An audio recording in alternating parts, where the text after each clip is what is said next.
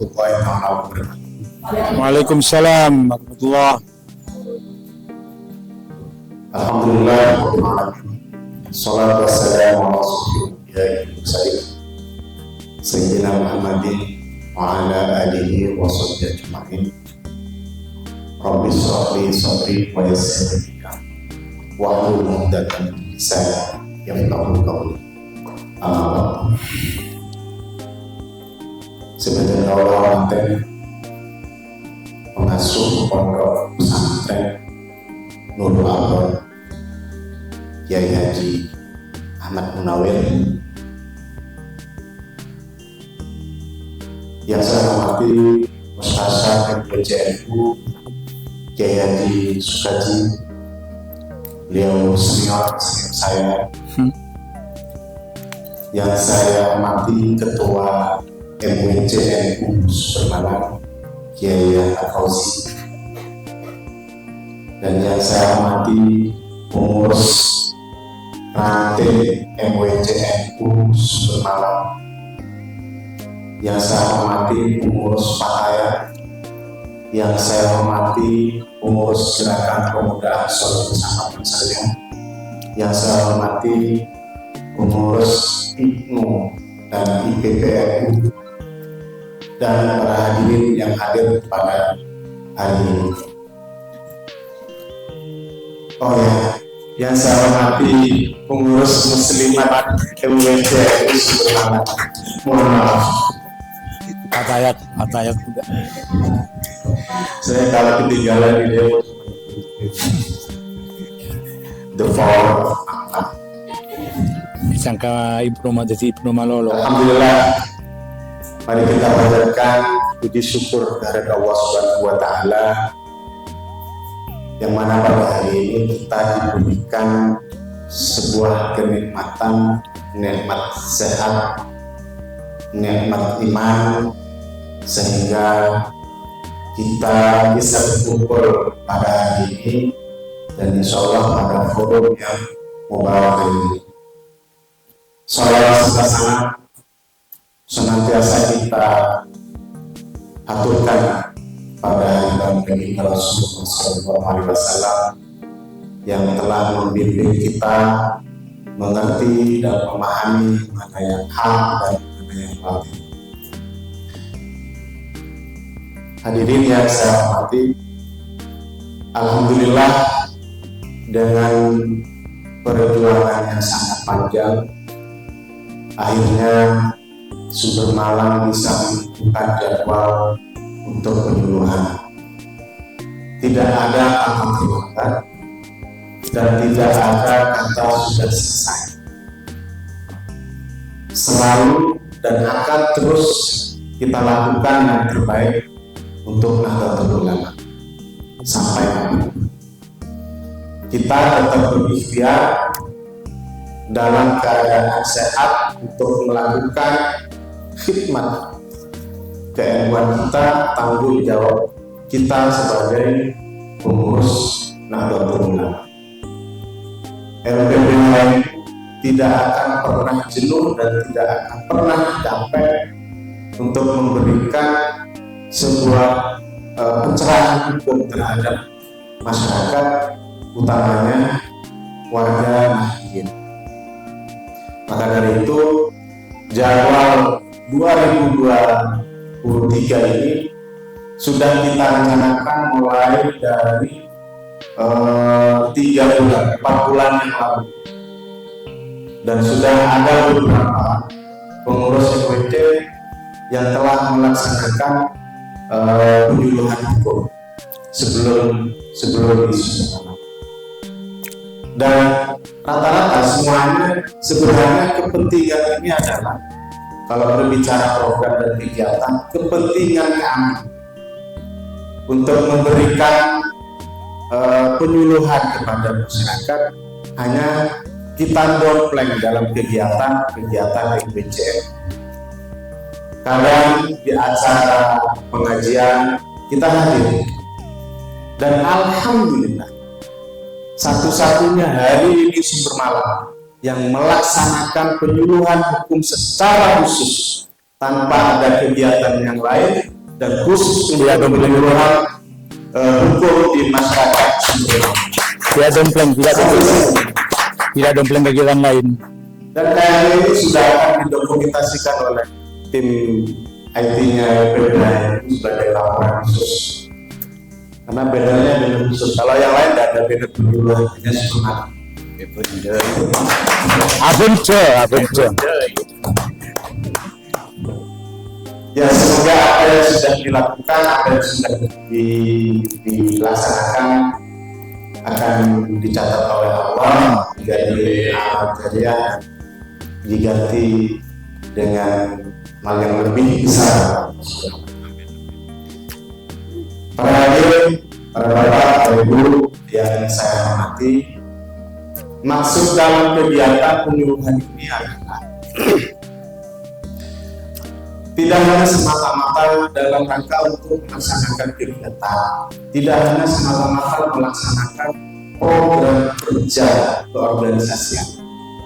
Ini semata-mata kita ingin memberikan sebuah pencerahan terhadap masyarakat, ingin memberikan sebuah substansi pemikiran terhadap masyarakat tentang pemikiran atau pemahaman hukum yang terjadi di tengah-tengah masyarakat. Bahwa pemahaman hukum yang harus kita sampaikan ke masyarakat ini haruslah dipahami secara utuh dan keseluruhan. Entah itu pemahaman hukum tentang pidana, perdata, atau hukum keluarga, banyak sebetulnya. Kalau berbicara hukum positif di negara kita, satu hari tidak akan selesai. Berbicara undang-undang tidak akan pernah selesai. Butuh waktu lama. Nah, pada hari ini kita mencoba untuk merangkum itu pada aktivitas kegiatan sehari-hari. Ruang gerak kita, mulai dari kita bangun tidur sampai kita tidur lagi, itu kita diatur oleh undang-undang. Tidak, paham ya? Diatur oleh undang-undang. Artinya segala perbuatan kita, bangun tidur sampai tidur lagi, ini tidak akan pernah lepas dari aturan undang-undang. Jadi kalau misalkan kita bangun tidur, iseng atau tidak sengaja buka HP, kirim pesan, kirim ini, akhirnya pesan yang kita kirim tidak kita sadari ada pesan-pesan yang mengarah pada perbuatan tindakan pidana ITE. Nah, apa yang terjadi? Kita sudah bersentuhan dengan hukum. Tak sengaja antar kemudian tetangga rasanya jadi sakit mata. Jadi sakit mata pas orang kemudian pasal ngomong pidana nggak pidana? Pidana. Artinya bangun tidur sampai tidur lagi kita dipantau oleh. Nah, hal demikian ini yang perlu kami sampaikan kepada masyarakat dalam konteks sehari-hari, agar tidak bersentuhan, agar tidak berhadapan dengan hukum. Tidak hanya itu, hubungan komunikasi suami istri itu terpantau oleh undang-undang, diatur di undang-undang. Apalagi sampai terjadi perceraian. Alhamdulillah, bila dari kali itu arah sarang, kenapa saya sama Yaki sarang Yesus Biono, mumpung beliau baru datang dari Mekah, nanti kita minta doanya. Jadi beliau nanti akan menjelaskan tentang bagaimana proses komunikasi suami istri, bagaimana komunikasi hubungan suami dengan istri, istri dengan suami, orang tua dengan anak, anak semestinya seperti apa. Nah, itu diatur undang-undang. Nah, sekarang ini kan banyak. Jadi RPBH itu menuai pengaduan rata-rata itu yang masuk ada pengaduan tentang konflik keluarga. Rata-rata yang banyak konflik keluarga. Ada yang ditelantarkan, terus kemudian ada yang suaminya nggak pulang-pulang. Suaminya nggak pulang-pulang, mungkin kerja, nanti lebaran lagi datang gitu. Lalu kemudian bertengkar, ada yang masalah penelantaran terhadap anaknya, ada juga yang tidak anak. Kita itu mulai pengaduan dari dinas DP3, Dinas Perempuan dan Perlindungan Perempuan, karena kita punya MOU dengan Dinas DP3. Nah, berbicara tentang konflik keluarga, maka ini sebenarnya persoalan internal. Keluarga ini kan persoalan internal, jadi tidak harus mencuat orang lain tahu, semestinya kan begitu.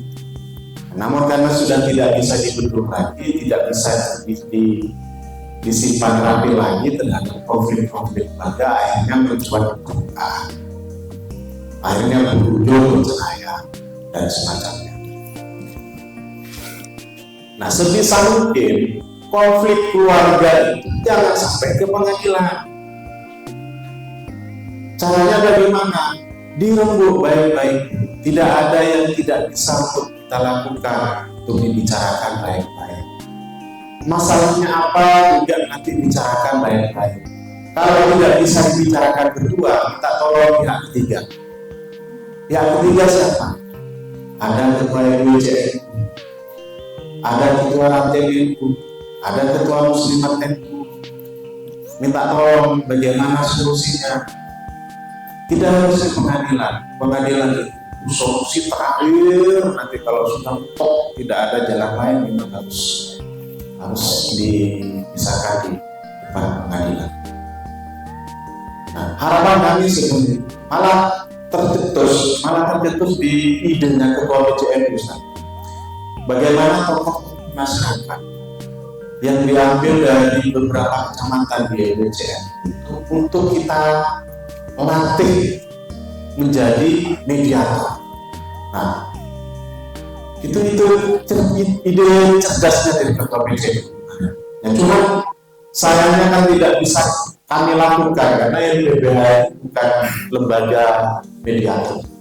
Jadi mediator itu ada lembaganya sendiri dan itu yang melaksanakan nanti bersama dengan Mahkamah Agung. Sempat dikomunikasikan dan dikonsultasikan dengan Ketua Pengadilan Negeri Kapanari ke kantor RI. Nah, maka dari itu jangan sampai jangan sampai ke meja pengadilan. Kalaupun ada pengaduan bisa ditarik, yang terpenting bisa diselesaikan. Kalau masih bisa diperbaiki, maka ya monggo diperbaiki. Tidak ada yang tidak bisa. Yang kedua, efek dari perceraian yang jadi korban putra-putri kita. Ada yang di bawah umur, kalau sudah anaknya sudah besar, ada persoalan, mereka bisa milih dia harus bapaknya, dia harus ibu. Tidak mungkin meninggalkan orang tuanya, pasti masih mencari orang tua. Nah, ini yang di bawah umur atau masih belum mumayyiz, anak yang masih belum mumayyiz itu secara populasi Islam itu kan masih ada dalam asuhan ibu dan dibiayai hidupnya oleh seorang ayah. Nah, itu seringkali menjadi persoalan. Nah, karena ada di asuhan ibu, tiba-tiba bapak tidak boleh dibuang. Ini sering terjadi. Ada beberapa yang mengadu akhirnya bapaknya karena dia tidak boleh untuk menjenguk anaknya. Padahal hak asuh itu adalah untuk mengasuh, bukan untuk memisah anaknya dengan orang tuanya. Jangan sampai anak itu menjadi korban terhadap konflik orang tua, perceraian orang tua. Anak tetaplah anak, jangan sampai menjadi korban. Jadi jangan, kalau bapaknya pengen jalan-jalan, silakan suruh bawa jalan-jalan. Mari jalan, boleh kayak itu. Cepat ke Petros, nah,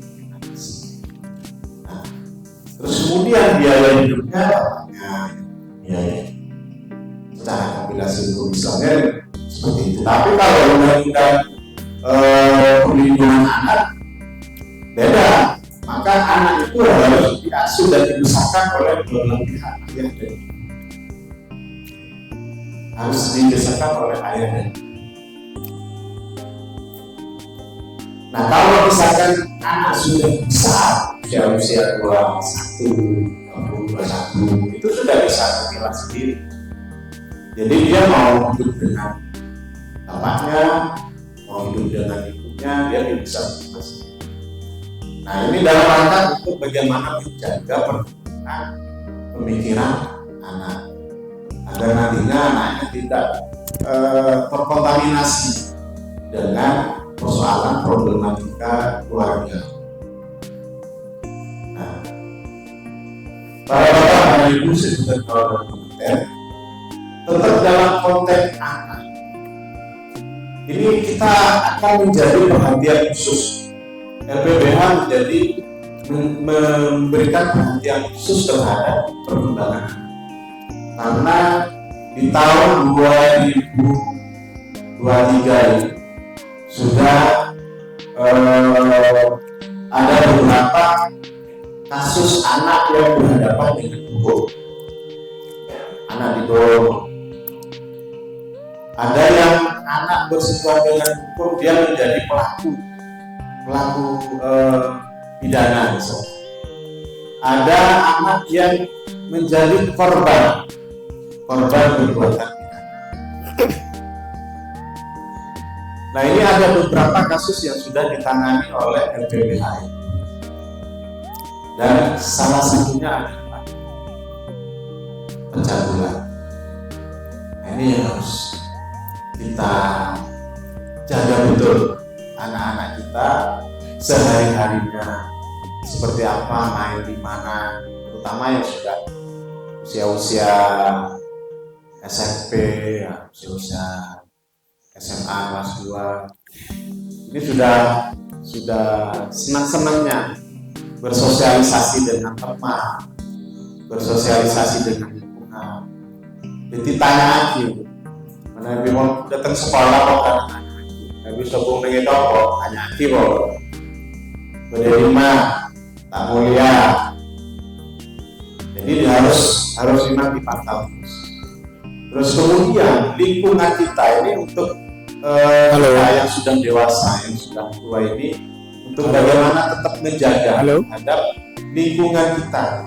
Jadi hal-hal yang sifatnya tidak untuk dikonsumsi anak, maka kita harus menjaga jangan sampai anak kecil tahu.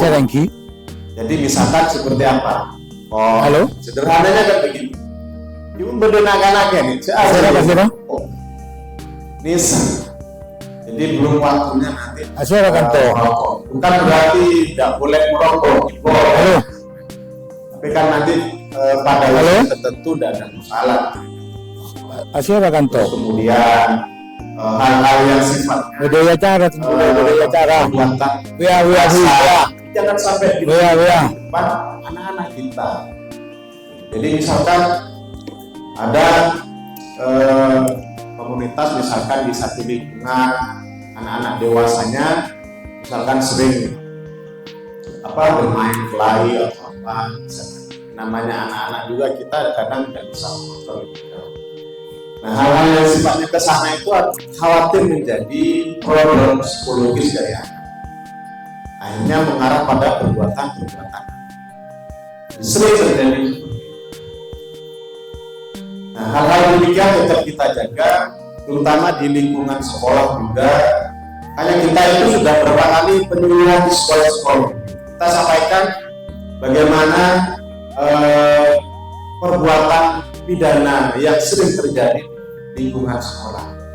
Jadi kalau anak ini istimewa, kalau anak berhadapan dengan hukum sebagai pelaku, ini lihat perbuatan pidananya ringan atau berat. Kalau misalkan ringan, diupayakan untuk bisa dimediasi, diselesaikan di luar kepolisian. Jangan sampai melapor ke kepolisian. Selesaikan secara keluarga.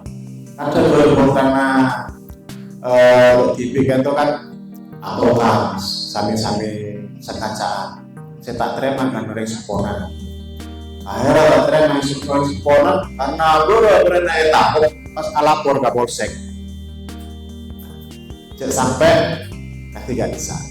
Ya usahakan nanti selesaikan di lingkungan keluarga. Jadi kalau misalkan bertengkar si A dengan si B, panggil atau kita datang ke orang tuanya, maaf, selesai. Jangan sampai itu. Memang di kepolisian memang ada aturan untuk mengatur tentang istilahnya restoratif justice. Jadi penyelesaian sengketa di luar litigasi, di luar pengadilan, di luar proses hukum. Nah, itu sudah kita sampaikan. Beberapa sekolah kita sudah hubungan, terutama apa? Terutama tentang undang-undang ITE. Sering kita itu tidak bisa kontrol. Ibu, bapak, hati-hati. Sering-sering ngontrol iPhone apa? Android putranya. Sering-sering ngecek Android putranya. Karena kita tidak bisa kontrol secara langsung. Kadang anak itu kan kadang lebih canggih dari kita. Ada konten-konten yang dewasa, ada konten-konten yang tidak patut untuk dikonsumsi anak. Sekali-kali diceklah di HP obrolan-obrolannya. Bukannya kita posesif terhadap anak, kita juga menjaga terhadap perkembangan anak selanjutnya biar tidak terkontaminasi dengan hal-hal yang tidak kita inginkan. Itu sudah kita sampaikan di beberapa pembukaan. Kemarin di SMP mana Mbak Widya? Panji ya, SMP 1 Panji, terus Pondok Pesantren Guru Muda kemarin sudah kita sampaikan, dan di Pondok Pesantren Kapongan mana? Nurul Hikam ya, Nurul Hikam malah antusias anak-anaknya, antusias bertanya dan semacamnya itu. Saya suka itu anak-anaknya aktif, rata-rata hanya aktif untuk bertanya. Nah, itu beberapa hal yang bisa kami sampaikan. Selanjutnya nanti Mas Pak Haji Suryono untuk bisa menyampaikan beberapa hal tentang hukum seputar hukum keluarga yang nantinya kita bisa untuk didialogkan. Jadi apa yang tidak dipahami atau tidak ditanya saja, tanya sepuasnya, tidak apa-apa. Nah, itu nanti agar kita totalitas memahami apa yang disampaikan oleh beliau. Jadi demikian dari kami, kurang lebihnya maaf. Wallahu muwaffiq ila aqwamit thoriq. Assalamualaikum warahmatullahi wabarakatuh. Waalaikumsalam. Waalaikumsalam warahmatullahi wabarakatuh.